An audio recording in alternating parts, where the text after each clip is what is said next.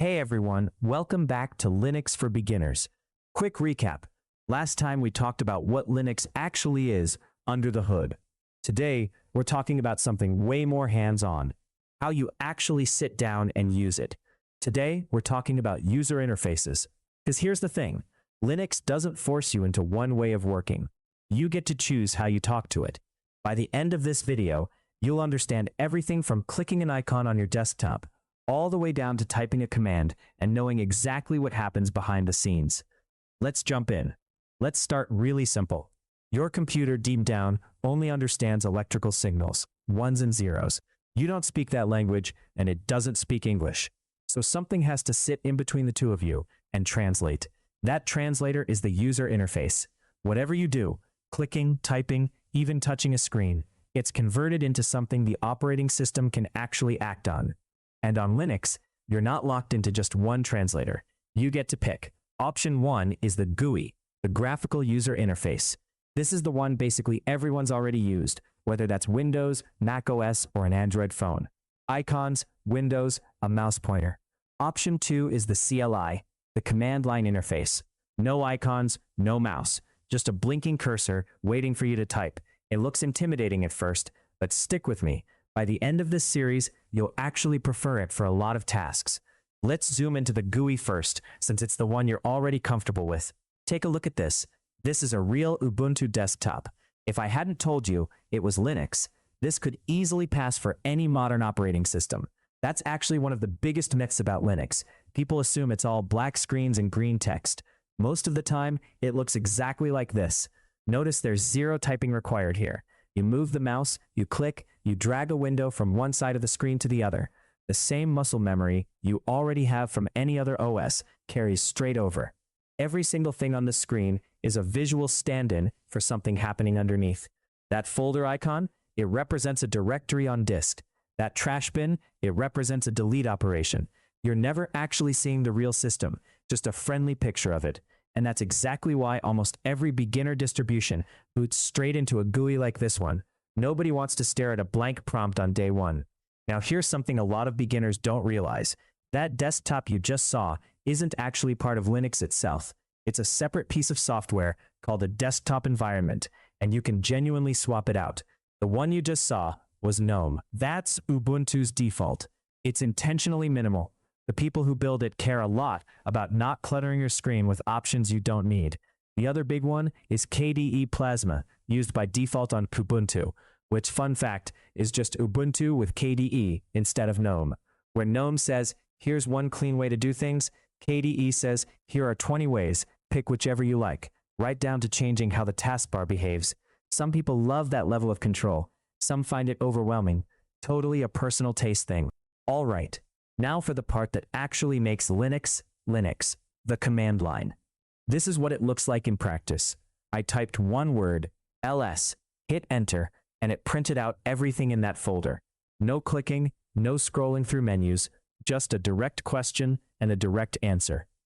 Think of it like ordering at a counter versus pointing at pictures on a menu. Instead of hunting through visual options, you just say exactly what you want. And that ls command is a perfect example. It's short for list, and it's basically asking the system, what's in this folder? Simple as that. I won't lie to you. The first time you see a blank terminal, it feels a little unfriendly. There's no button telling you what to do next.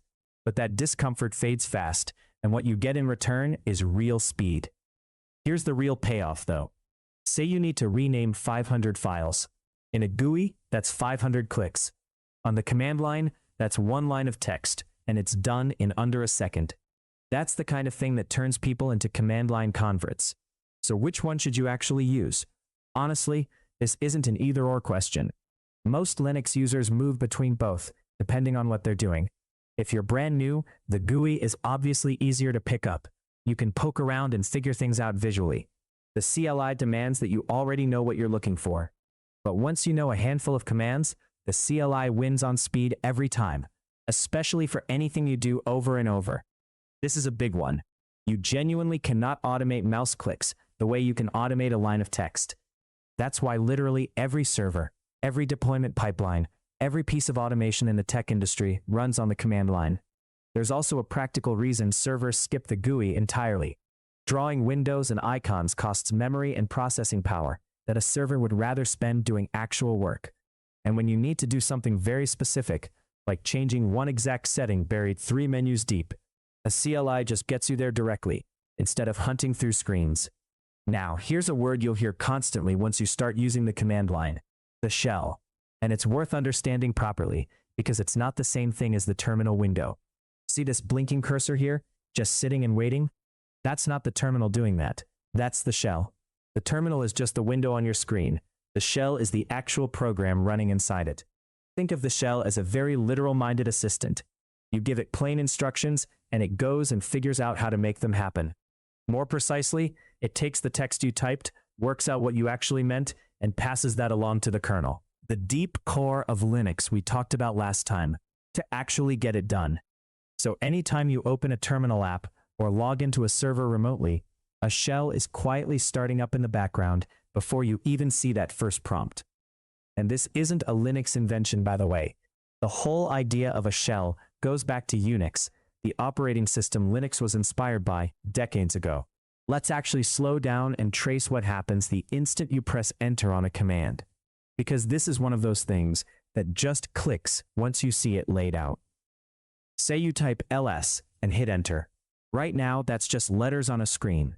Nothing has actually happened yet. The shell picks that text up first. It checks, is ls a real command it recognizes? In this case, yes.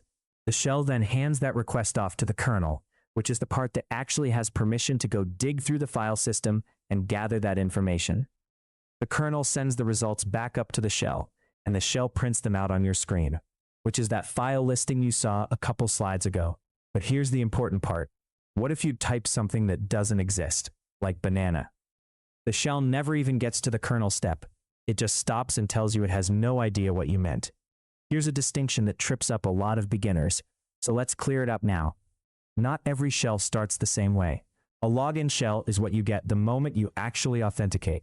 Say when you SSH into a remote server and type your username and password. That's your official, fully set up session, starting from scratch.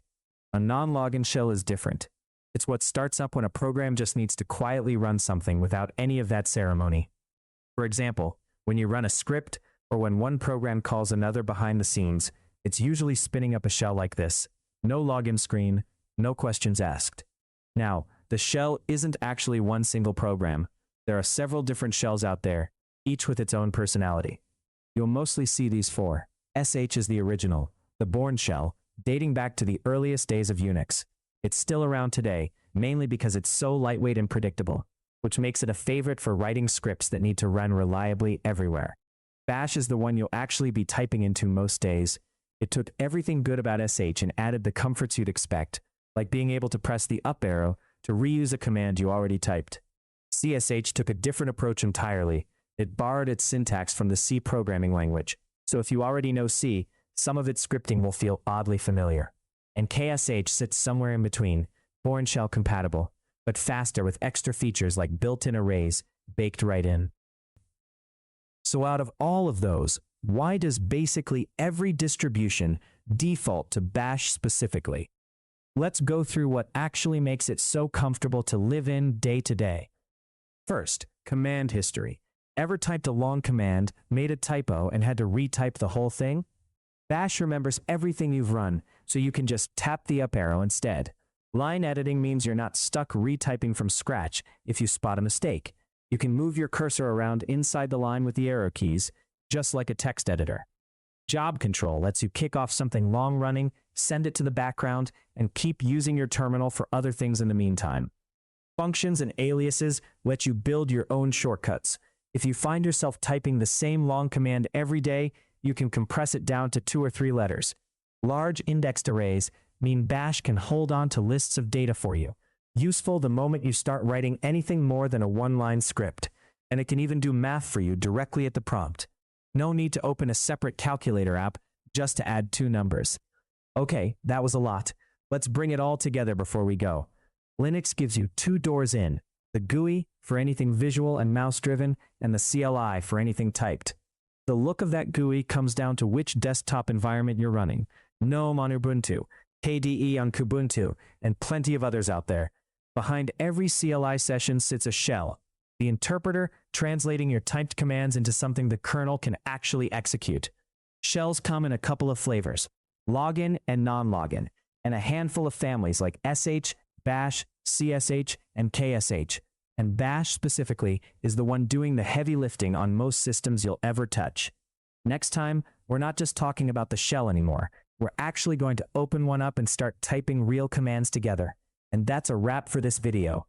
Thank you so much for sticking with me through this. I hope this gave you a solid picture of what user interface is.